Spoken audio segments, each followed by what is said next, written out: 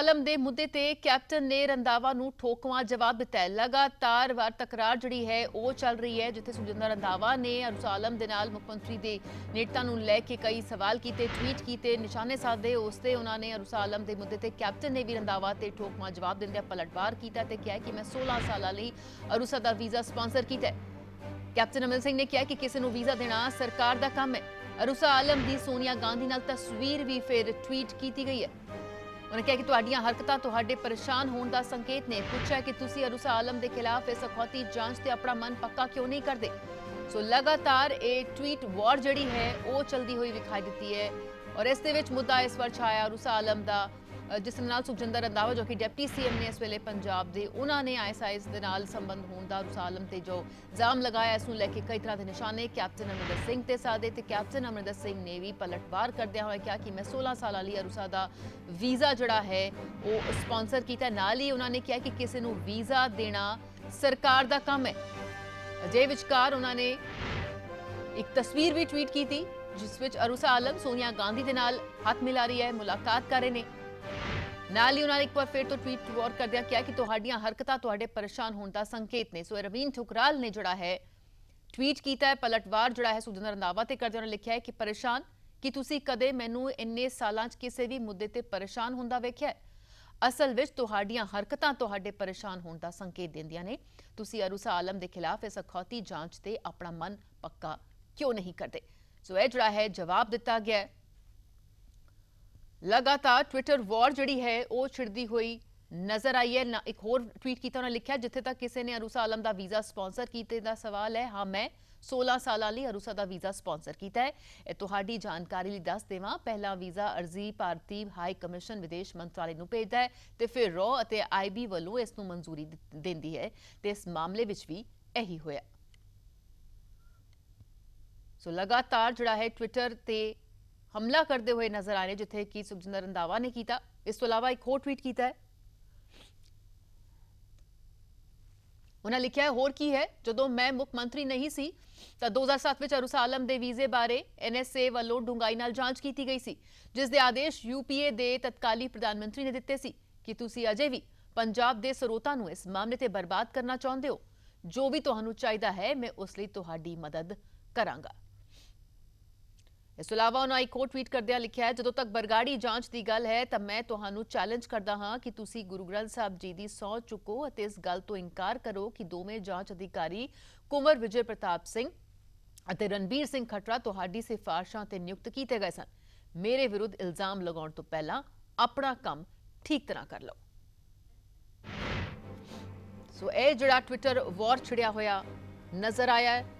अमन भारद्वाज के नाल इस बारे गल करते हैं। अमन, जिस नाल सुखजिंदर रंधावा ने कई निशाने साधे कैप्टन अमरिंदर सिंह ते अरुसा आलम नूं लैके और किस तरह दे नाल ये भी इल्जाम लगाया कि ISIS दे नाल उन्हां दे संबंध ने। सो इस नूं लैके कई निशाने साधे, लेकिन पूरी तरह दे नाल ट्विटर वॉर छिड़दी नजर आई, जिस नाल एक तो बाद एक ट्वीट करके वापस जवाब दिता गया सुखजिंदर रंधावा नूं कैप्टन वालों। बिल्कुल राधा, और इस चीज नूं लेके किते ना किते सवाल भी यही है कि क्या 4.5 साल हुण होण तो बाद पंजाब दे साबका मुख मंत्री अते मौजूदा जिहड़े डिप्टी CM भी ने अते कैप्टन दी मुख मंत्री होण समय सीगा तां वजारत च भी सीगे, मंत्री भी सीगे, तो हुण किस मुद्दे ते ट्विटर ते आमणो सामने ने और किस मुद्दे ते बहस चलदी है? क्या यही त्रासदी है पंजाब दी जो अज तक असी जिन्ने भी मुद्दे होए किसी मंत्री नूं अते मुख मंत्री नूं एवें साबका मुख मंत्री होवे कोई इन्ने वड्डे लीडर्स नूं जिहड़ा है आपस विच किसी मुद्दे ते लड़दे नहीं देखिया या मुद्दा सुलझाण वाले लड़दे नहीं देखिया। केवल ते केवल ट्विटर वार चल रही है अरुसा आलम ते केवल ते केवल बिल्कुल एक पर्सनल वॉर जिहड़ा है अमन वो नजर आ रही है कि पर्सनल अटैक किया जा रहा है। इस नूं लैके कैप्टन अमरिंदर सिंह ने भी मुड़वा जवाब दिंदियां होया इसका जिक्र किया कि हुण पर्सनल अटैक हो रहे हैं, क्योंकि जिहड़े मुद्दे ने उन्हां ते कोई गल नहीं हो रही, कम जिहड़े सूबे दे बनदे ने वो नहीं हो रहे, क्योंकि 4.5 साल जिहड़े मंत्री रहे ने आप सुखजिंदर रंधावा, उदों क्यों नहीं उन्होंने कोई सवाल चुकिया? बिल्कुल साफ तौर ते यही चीज असी कह रहे कि वो दोनों साबका मुख मंत्री अते मंत्री जो ने वो एक बेसलेस मुद्दे ते जिहड़ा है वो आमनो सामने ने और पर्सनल अटैक्स कर रहे हैं और बार बार एक दूजे ते जिवें सुखजिंदर रंधावा बार बार जिक्र कर रहे थे कि कोई काम नहीं होया, तो उत्थे कैप्टन अमरिंदर ने भी यही कहा कि हुण तुहाडे हत्थ 'च जिहड़ी है कमान है और हुण जनता उड़ीक कर रही है, पंजाब के लोग उड़ीक कर रहे हैं ड्रग्स ते बेअदबी ते, क्योंकि बार बार इन्हां ते ਜਿਹੜਾ ਹੈ ਉਹ ਸੁਖਜਿੰਦਰ ਰੰਧਾਵਾ ਵੱਲੋਂ ਬੋਲਿਆ ਜਾਂਦਾ ਤਾਂ ਕੈਪਟਨ ਅਮਰਿੰਦਰ ਹੀ ਇਹ ਕਹਿ ਰਹੇ ਨੇ ਕਿ ਹੁਣ ਕਿਉਂ ਐਕਸ਼ਨ ਨਹੀਂ ਹੋ ਰਿਹਾ। ਇਹ ਹੋਰ ਮਸਲੇ ਜਿਹੜੇ ਨੇ ਪੰਜਾਬ ਦੇ ਉਹਨਾਂ ਤੇ ਕਦੋਂ ਐਕਸ਼ਨ ਹੋਏਗਾ ਇਸ ਦੀ ਉਡੀਕ ਲੋਕ ਕਰ ਰਹੇ ਨੇ। ਹੋਰ 16 ਸਾਲ ਦਾ ਜ਼ਿਕਰ ਕੈਪਟਨ ਅਮਰਿੰਦਰ ਨੇ ਕੀਤਾ ਕਿ ਮੈਂ ਰੂਸਾ ਆਲਮ ਦਾ ਵੀਜ਼ਾ ਸਪਾਂਸਰ ਕੀਤਾ ਔਰ ਜਾਂਚ ਤੇ ਰਾਦਾ ਜਿਹੜਾ ਹੈ ਉਹ ਸੁਖਜਿੰਦਰ ਰੰਧਾਵਾ ਯੂ ਟਰਨ ਮਾਰਦੇ ਨਜ਼ਰ ਆਏ। ਪਹਿਲਾਂ ਕਹਿੰਦੇ ਕਿ ਜਾਂਚ ਇਸ ਦੀ ਹੋਵੇਗੀ, ਜੋ ਵੀ ਰੂਸਾ ਆਲਮ ਨਾਲ ਕੰਸਰਨਡ ਹੈ ਉਸਦੀ ਜਾਂਚ ਮੈਂ ਕਰਵਾਵਾਂਗਾ, ਲੇਕਿਨ ਜਾਂਚ ਜਿਹੜੀ ਹੈ ਉਹ ਰੋਜ਼ ਦੇ ਦਾਇਰੇ ਚ ਆਉਂਦੀ ਹੈ ਔਰ ਪੋਸੀਬਲ ਨਹੀਂ ਹੈ। ਉਸ ਤੋਂ ਬਾਅਦ ਉਹਨਾਂ ਨੇ ਸੁਖਜਿੰਦਰ ਰੰਧਾਵਾ ਵੱਲੋਂ ਆਪਣਾ ਟਵੀਟ ਤੱਕ ਡਿਲੀਟ ਕਰ ਦਿੱਤਾ ਗਿਆ ਔਰ ਯੂ ਟਰਨ ਲੈਂਦੇ ਨਜ਼ਰ ਆਏ ਕਿ ਹੁਣ ਜਾਂਚ ਜਿਹੜੀ ਹੈ ਮੈਂ ਬਿਲਕੁਲ ਯੂ ਟਰਨ ਤਾਂ ਸਾਫ਼ ਲੈਂਦੇ ਨਜ਼ਰ ਆਏ। ਪਹਿਲਾਂ ਨਿਸ਼ਾਨਾ ਸਾਧ ਰਹੇ ਸਨ, ਟਵੀਟ ਤੇ ਟਵੀਟ ਕਰ ਰਹੇ ਸਨ, ਹੁਣ ਉਹ ਆਪਣਾ ਟਵੀਟ ਹੀ ਉਹਨਾਂ ਨੇ ਡਿਲੀਟ ਕਰਤਾ ਔਰ ਇਹ ਕਹਿਣਾ ਕਿ ਐਸੀ ਕੋਈ ਜਾਂਚ ਜਿਹੜਾ ਹੈ ਉਹਨਾਂ ਦੇ ਕਿਉਂਕਿ ਅਧਿਕਾਰ ਖੇਤਰ 'ਚ ਹੀ ਨਹੀਂ ਹੈ। ਲੇਕਿਨ ਇੱਕ ਪਾਸੇ ਜਿਹੜੀ ਕਿ ਤਸਵੀਰ ਜਿਹੜੀ ਟਵਿੱਟਰ ਤੇ ਨਜ਼ਰ ਆਈ ਹੈ ਜੋ ਕਿ ਉਹਨਾਂ ਨੇ ਸ਼ੇਅਰ ਕੀਤੀ ਕੈਪਟਨ ਅਮਰਿੰਦਰ ਸਿੰਘ ਨੇ ਸੋਨੀਆ ਗਾਂਧੀ ਦੇ ਨਾਲ ਰੂਸਾ ਆਲਮ ਦੀ, ਸੋ ਕਿਤੇ ਨਾ ਕਿਤੇ ਇਹ ਵੀ ਇੱਕ ਸੰਕੇਤ ਦੇਣ ਦੀ ਕੋਸ਼ਿਸ਼ ਕਿ ਦੇਖੋ ਹਾਈ ਕਮਾਂਡ ਦੇ ਨਾਲ ਹੀ ਮੁਲਾਕਾਤ ਹੋ ਰਹੀ ਤਾਂ ਤੁਸੀਂ ਨਿਸ਼ਾਨਾ ਕਿਸ ਤਰ੍ਹਾਂ ਦੇ ਨਾਲ ਸਾਧ ਸਕਦੇ ਹੋ।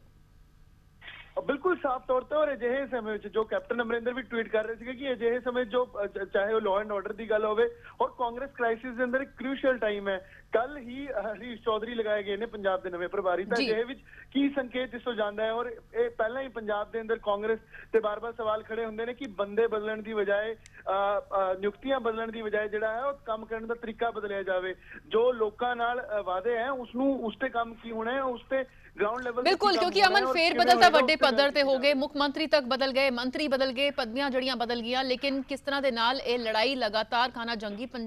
आप कांग्रेस विच नजर आई है, भावें उस नवजोत सिद्धू वालों होवे मुख्यमंत्री अहुदे नूं लैके चरणजीत चन्नी ते उन्हां वालों निशाना और हुण ये जिहड़ी ट्विटर वॉर है कैप्टन अमरिंदर सिंह ते सुखजिंदर रंधावा वालों, सो अजिहे विचकार पंजाब दे मसले तक वल नूं लैके तां कोई भी गंभीर नजर नहीं आ रहा। बिल्कुल साफ तौर पे और अपनी कितने ना कितने जो कल भी ऐसी ट्विटर वार देखी उसने एक मजाक जरूर कांग्रेस का ही उड़ाया और पंजाब के अंदर जो कमान दी गई है डिप्टी सीएम खुद ट्विटर तक अजिही जी है बयानबाजी कर रहे ने, पर्सनल अटैक कर रहे ने, उसने जरूर मजाक उड़ाया और ये सवाल भी खड़ा किया कि पंजाब के मुद्दे सुलझाने की बजाय जो वादे किए सीगे उन्होंने पूरा करने की बजाय क्योंकि इन्हीं वादियों के सिर ते इसी इल्जामात के चलते जिहड़ा है कैप्टन अमरिंदर नूं हटाया गया और होर भी नियुक्तियां चाहे वो हरीश रावत की गल होवे चाहे उस तो बाद हुण कमान क्योंकि हरीश चौधरी नूं दित्ती गई है, नवजोत सिद्धू जिहड़ा है अपने